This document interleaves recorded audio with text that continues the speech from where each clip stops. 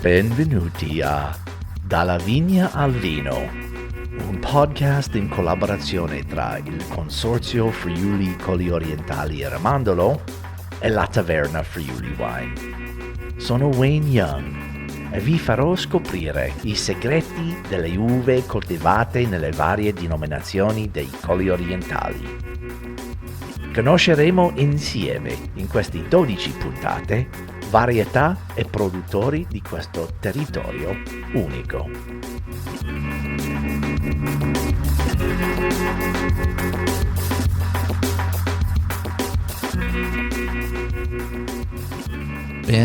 Benvenuti tutti, eccoci qua a questo podcast sui vitigni di Friuli Colli Orientali. Siamo qui a parlare con dei miei amici Matteo Bellotto, Francesco Scaletares e Francesco Degano.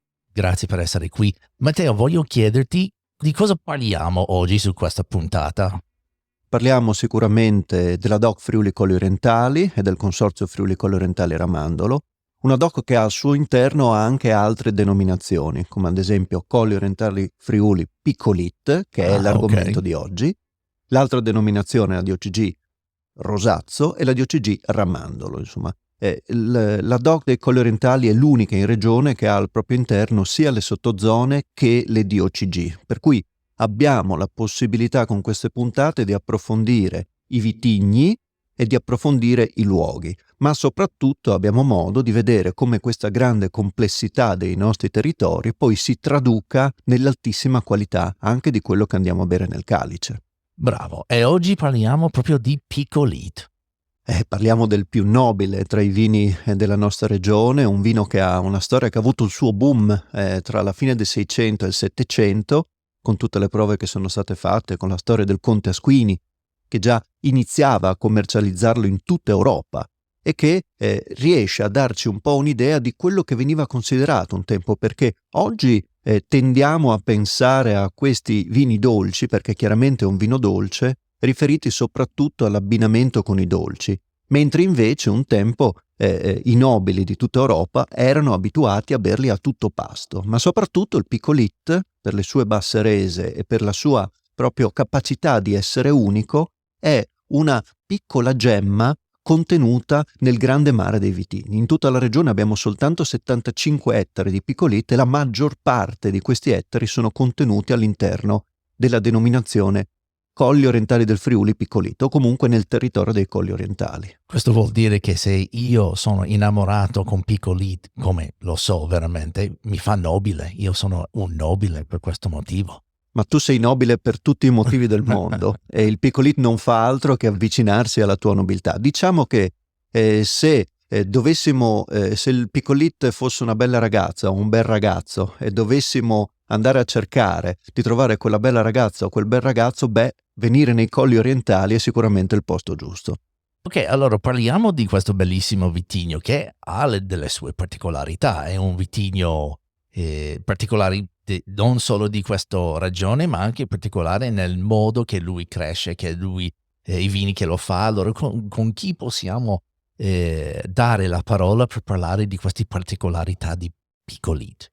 Sicuramente per parlare delle particolarità del Piccolit come uva non c'è persona migliore come Francesco Degano, il collega che è qui con noi e che lo segue un po' dalla campagna in questo caso, per cui è a Francesco che chiediamo quali sono le particolarità del Piccolit. Grazie Matteo, mi dai un ruolo molto importante, ma credo di essere abbastanza capace di riuscire a sviscerare quelle che sono le caratteristiche di questo nostro vitigno che ha nel suo modo di crescere annualmente la sua forza e la sua debolezza. Sappiamo benissimo appunto che le produzioni sono molto basse. Queste produzioni molto basse sono dettate dal fatto da due, motivi agronomici principali.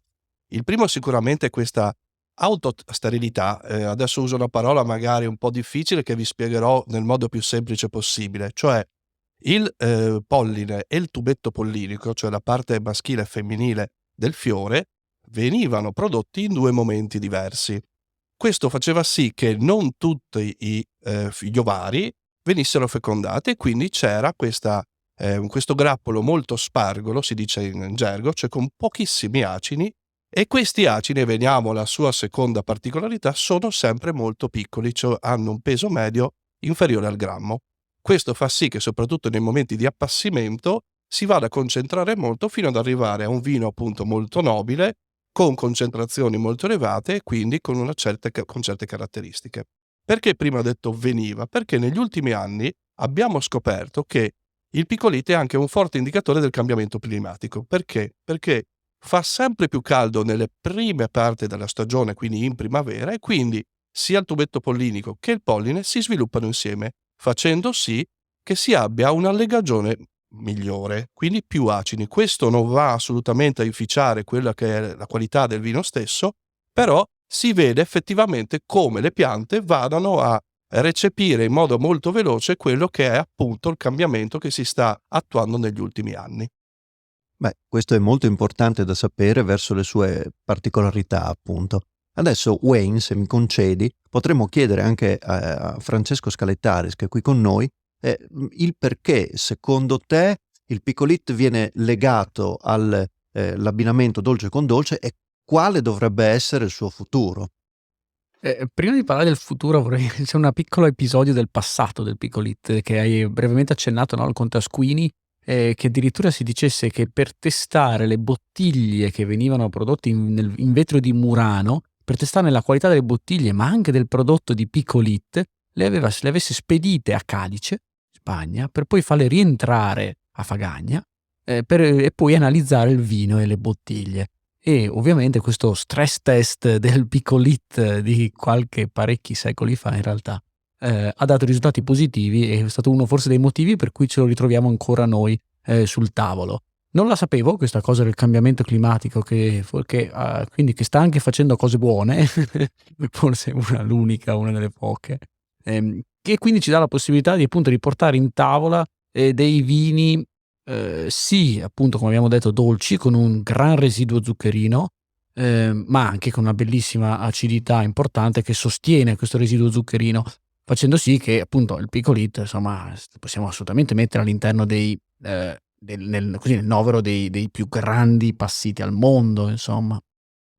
Effettivamente la scuola classica della cucina ci dice che il dolce andrebbe col dolce, insomma, ma si può anche osare, verso magari formaggi soprattutto stagionati, eccetera, che secondo me è sì, un godere della vita, ma solo a metà.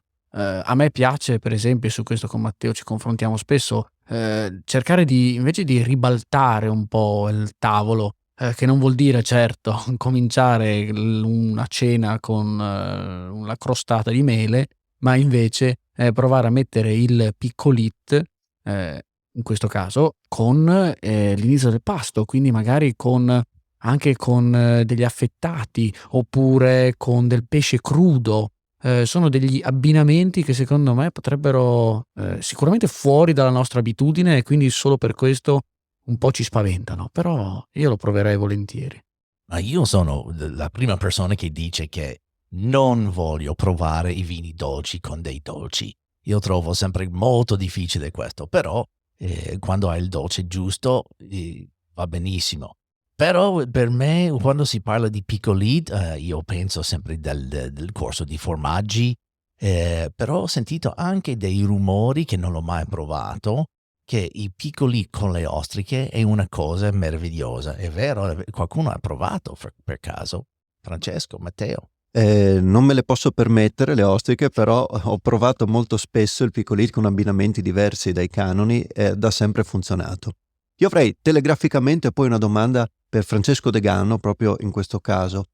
Quando avviene la vendemmia del picolit, quindi se è una varietà precoce o una varietà tardiva, e come di solito viene poi vinificato, se l'appassimento avviene in cassette, se viene in pianta, come accade di solito?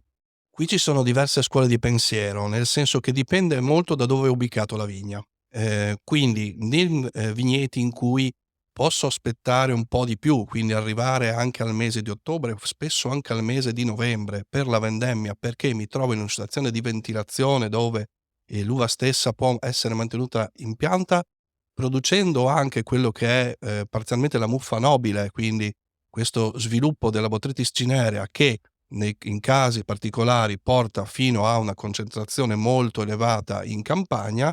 Questo viene fatto appunto, come dicevo prima, in determinate situazioni di vigna. In altre situazioni di vigna invece si decide di vendemmiare comunque tardivamente, a fine settembre, inizio ottobre, e poi i grappoli stessi vengono messi in fruttaio, vengono posizionati in fruttaio in particolari cassette molto piccole, stesi su questo letto appunto, queste cassette che contengono al massimo 3-4 kg e mai sovrapposti uno sull'altro. Questo fa sì che poi nel mese e mezzo, 2 mesi successivi ci sia la concentrazione che può avvenire sia, come dicevo prima, in campagna, ma anche in fruttaio. Bene. Beh, abbiamo detto un sacco di cose in questa prima parte. Assolutamente. Ma allora stiamo dicendo che l'appassimento è una cosa fondamentale per Picolid e si può fare anche senza, no? Anche senza l'appassimento. Sì, ripeto, cioè non dobbiamo avere degli standard in questo caso, dobbiamo scegliere noi agronomi, l'azienda stessa, qual è la situazione migliore per l'evolversi poi dell'ultima parte agronomica della produzione e sempre comunque andando a vedere quello che è il target enologico finale, quindi andando poi a parlarne con l'azienda stessa e con i loro enologi. Perfetto. Beh, allora sappiamo anche che il Picolit viene vinificato secco e che questa vinificazione secca andrà a far parte di quello che è la next big thing, insomma, dei Colli Orientali, dove avremo una nuova sottozona che è quella di Savorgnano, che farà il suo Savorgnano bianco dall'80 al 90% Tokai Friulano e dal 10 al 20% con Picolit vinificato secco. E nella seconda parte cosa faremo, Wayne? Parliamo con uno dei produttori di Savorgnano del Torre, che sarebbe Michele Ciani di Aquile del Torre. Fantastico, allora siamo pronti ad ascoltarlo.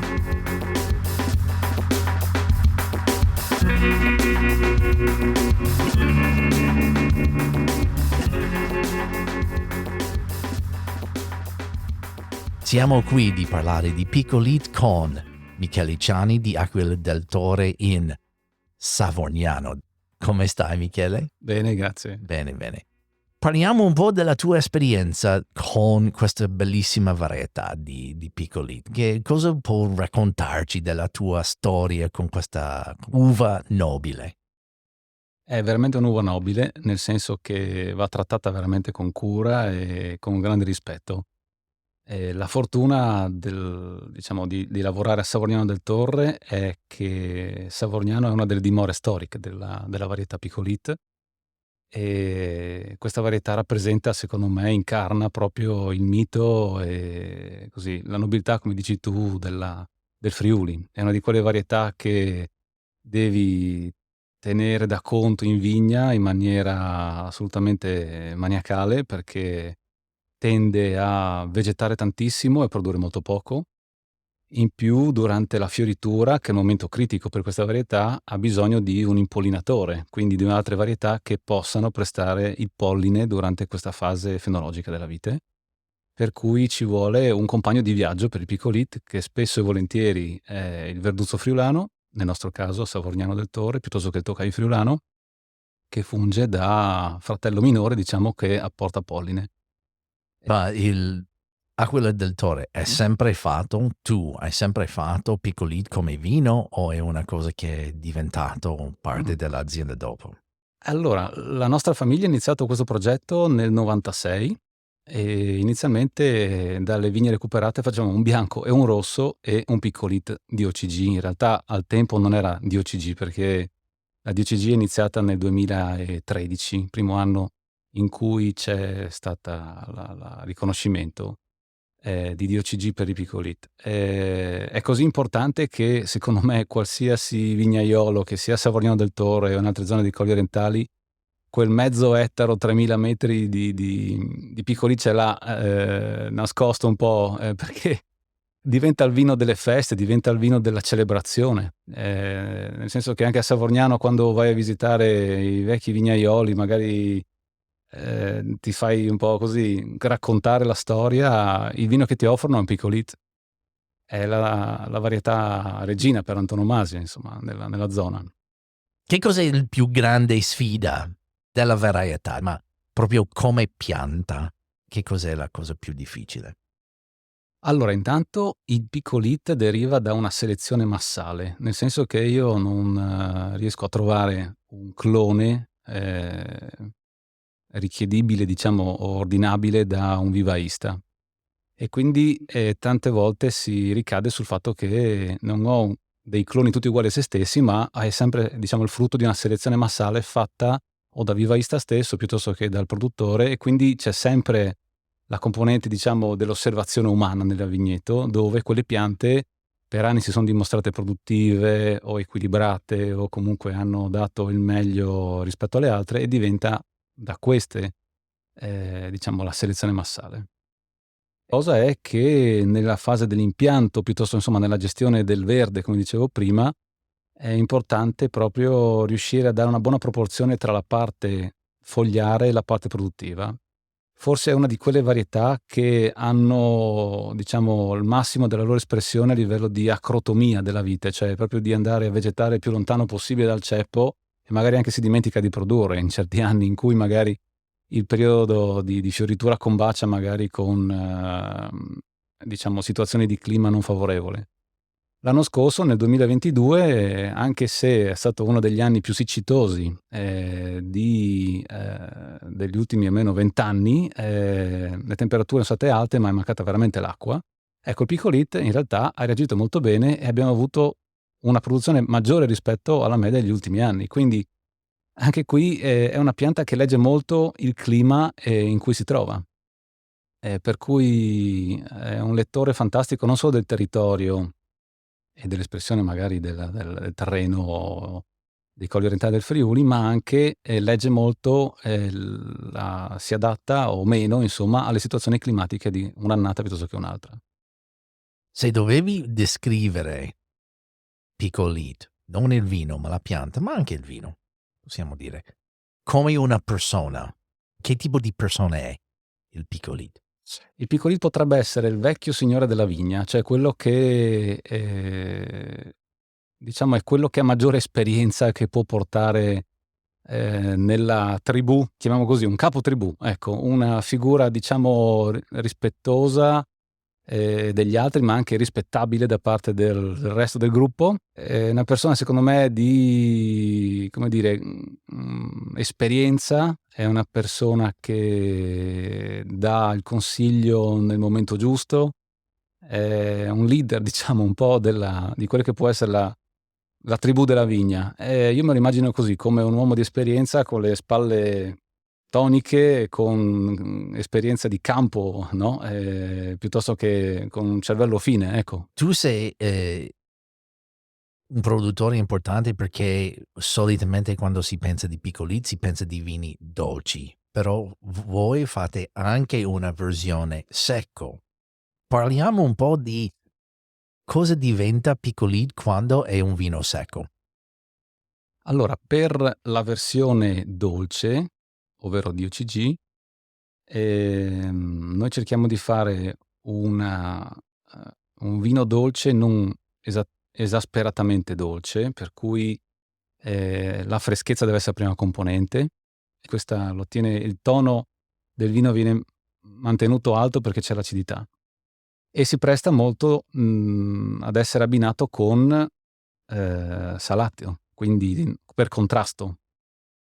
Inoltre nel tempo abbiamo individuato la possibilità di fare un Picolit secco, e quindi abbiamo deciso di fare questo vino bianco da uve Picolit senza appassimento. È un vino che è molto caratterizzante, cioè è un vino con un carattere abbastanza forte e per noi è stata una interessantissima versione di vino per entrare, quasi come, diciamo, una chiave di accesso per entrare a parlare dei nostri vini con chi veramente poi era responsabile della cucina o degli abbinamenti e quindi della ristorazione. Inoltre questo vino, che ormai facciamo da una decina d'anni, ha fatto anche, come dire, pensare gli altri vignaioli del territorio. Storicamente a Savognano del Torre la varietà principe, chiaramente la prima varietà è Picolit, insieme al Tokai Friulano. Abbiamo pensato assolutamente che dovevamo collegare un vino al nome del territorio e quindi è nato questo blend, che è un Savognano bianco, si chiamerà Savognano come il nome del posto, ma sarà caratterizzato da circa l'80% di Tokai Friulano e il 20% di Picolit secco.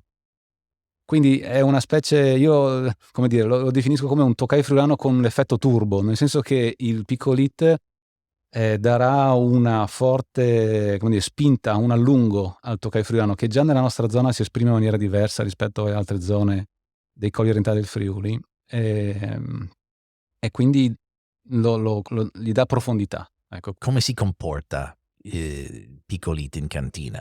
È difficile gestire o è abbastanza facile per vinificare? Allora, il Picolit in versione dolce sicuramente ha bisogno di essere accompagnato per mano e anche tenuto per mano in maniera forte, nel senso che bisogna capire bene quando è il momento di raccoglierlo. Noi di solito per fare la versione dolce facciamo sia un appassimento in cassetta, sia una vendemmia tardiva e cerchiamo di aggiustare o comunque di fare un blend fra i due, perché uno dà più l'acidità e l'altro dà più il tono della, diciamo, la consistenza, la struttura e la complessità, la dolcezza. E quindi prima di tutto bisogna sapere quando raccoglierlo. È l'ultimo delle varietà. Noi lo raccogliamo anche dopo le varietà rosse, qualche volta in alcuni anni lo raccogliamo dopo il refosco da peduncolo rosso. E quindi siamo alla fine ormai dell'autunno, con clima fresco anche in cantina, quindi dobbiamo accompagnarlo anche riscaldando magari la barrique o le barrique che ne vengono fuori, perché il mosto è molto concentrato. E poi una volta che si raggiunge questo bilanciamento tra la parte alcolica e la parte zuccherina, riusciamo ad avere appunto questo bilanciamento e bloccare la fermentazione con il freddo, per cui a novembre barra dicembre, finita la fermentazione per arrivare appunto più o meno ai 13 gradi alcolici, il freddo è il primo componente che utilizziamo. Chiaramente è un vino dolce, quindi bisogna fare anche un attento uso dell'aggiunta di metabisolfito, ma vini dolci insomma non si può prescindere. Se un altro produttore viene a te e dice voglio piantare Picolit, tu incoraggiare questo impegno o si dice meglio di no? Allora, se il vignaiolo è veramente motivato, lo faccio entrare nella mia vigna a fare la selezione massale delle gemme delle vecchie vigne, quello sicuramente. Se è un produttore che invece vuole tentare, forse lo scoraggerei, nel senso che il Picolit è veramente una varietà da sposare e ci deve essere un progetto di lungo periodo. Non può essere così una bolla o così una moda. Fa parte della tradizione, come dicevo, del vino delle feste, quindi della gioia, della condivisione, della celebrazione, e quello a livello diciamo anche in piccolo, hobbistico, uno lo può fare, e anche se questa alternanza tra un'annata e l'altra fa parte del gioco. Ma se vuoi invece entrare veramente a capire bene la varietà e farne diventare un vino di identità, che magari è anche identità del posto ma anche identità del vignaiolo, allora lì ci deve essere veramente un progetto serio e di lungo periodo. E allora sì, volentieri lo scambio di materiale e gemme, quello sicuramente. Cosa possiamo fare per aiutare le persone a bere più Picolit? Secondo me la definizione di vino da benitazione ormai è strapassata, nel senso che forse ancora di più, diciamo, con questa frenesia dove noi siamo coinvolti ogni giorno nel rincorrere appuntamenti, chiamate, siamo veramente tempestati di tante così, di tanti impegni, la meditazione forse è trascurata, e quindi un vero e proprio vino da meditazione non so se più esiste, perché non abbiamo neanche forse l'occasione per farlo. Almeno io ho sempre meno tempo ma è secondo me forse il Piccolita è il vino da condividere con gli altri, cioè anche se le bottiglie sono piccole, ma in realtà anche un piccolo sorso ed è, come dire, è un grandissimo catalizzatore nel mettersi assieme, nel ritrovarsi assieme davanti a un tavolo piuttosto che nel parlare. Quindi è sicuramente non un vino da meditazione da consumarsi da soli, ma è un vino da condividere con le altre persone, per cui è forse la cosa più è rappresentativo della nostra terra. Questo mi piace tantissimo perché diventa un tipo di rituale, un saluto invece dell'ultimo grappa della serata. Cavolo, facciamo questa bellissima tradizione di, alla fine della serata, offrire un assaggio di Piccolita. Anche se siete in 10, come hai detto te, apri una bottiglia piccola, una cosa insieme, tutti dicono wow. È un vino wow. È un vino wow. È un vino wow, sicuro. Sì, molto bello.